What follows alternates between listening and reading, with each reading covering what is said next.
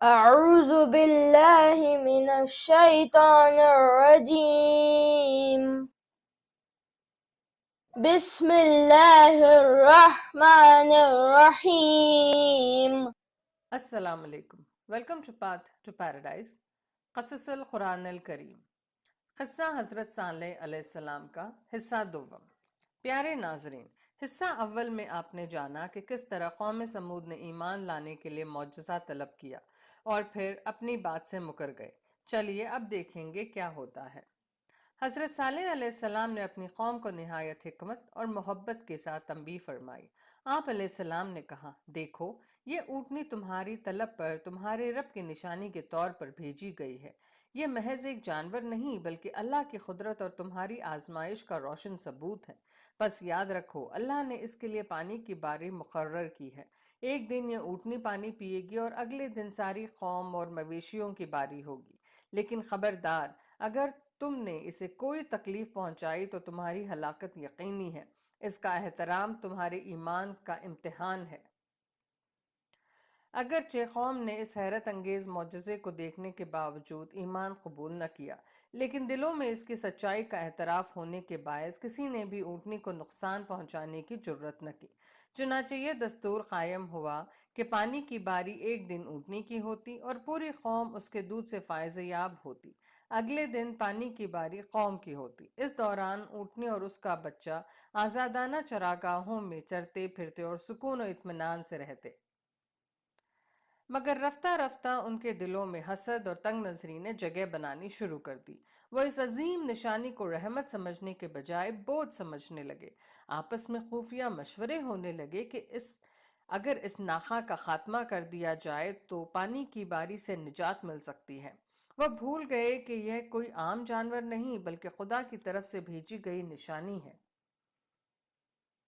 کسی کو اسے مارنے کی ہمت نہ ہوتی تھی، مگر آخر کار ایک شخص کو راضی کر لیا گیا. طے پایا کہ وہ راستے میں چھپ کر بیٹھے گا اور جب ناخا چرنے کے لیے نکلے تو اس پر حملہ کر دے گا. چند دوسرے لوگوں نے بھی اس کی مدد کرنے کا وعدہ کیا. آخر کار سازش کر کے اونٹنی کو قتل کر دیا گیا. اس کا بچڑا یہ منظر دیکھ کر پہاڑ کی طرف دوڑا اور چیختا ہوا پہاڑی گھاٹیوں میں غائب ہو گیا. مگر ان ظالموں کے دل بے خوف رہے.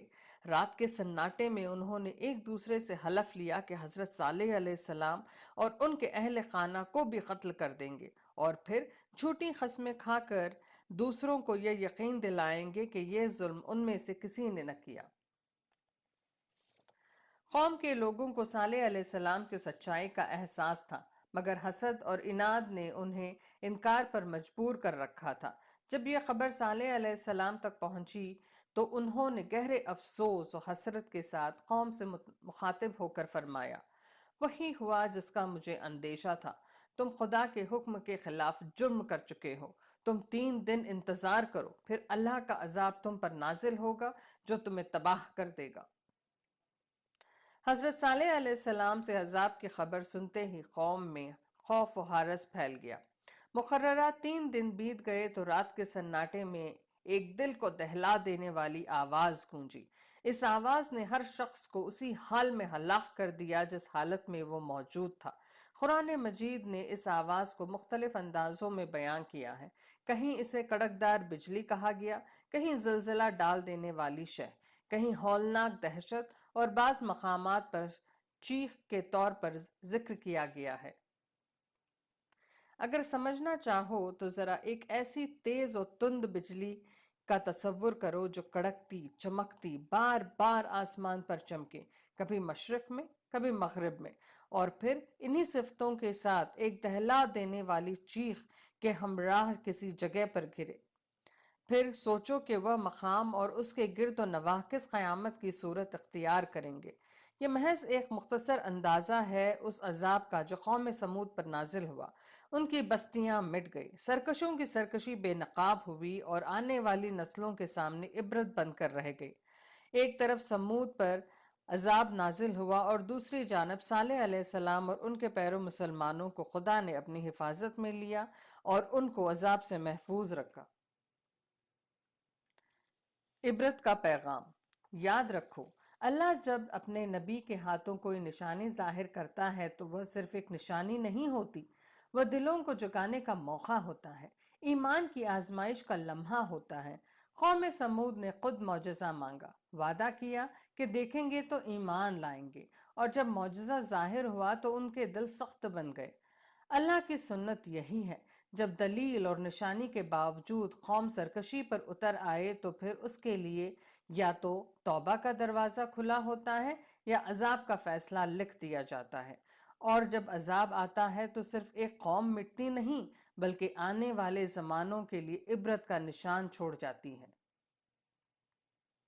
یہی سمود کا انجام تھا اور یہی پیغام آج ہمیں سنایا جا رہا ہے۔ جو قوم سچائی کے سامنے وعدہ کرے، نشانی دیکھے اور پھر انکار پر قائم رہے، وہ دراصل اپنے انجام کا فیصلہ خود کر لیتی ہے۔ تاریخ گواہ ہے کہ ایسی سرکش قومیں مٹ گئی مگر ان کا انجام ہمیشہ کے لیے عبرت بن کر رہ گیا۔ السلام علیکم۔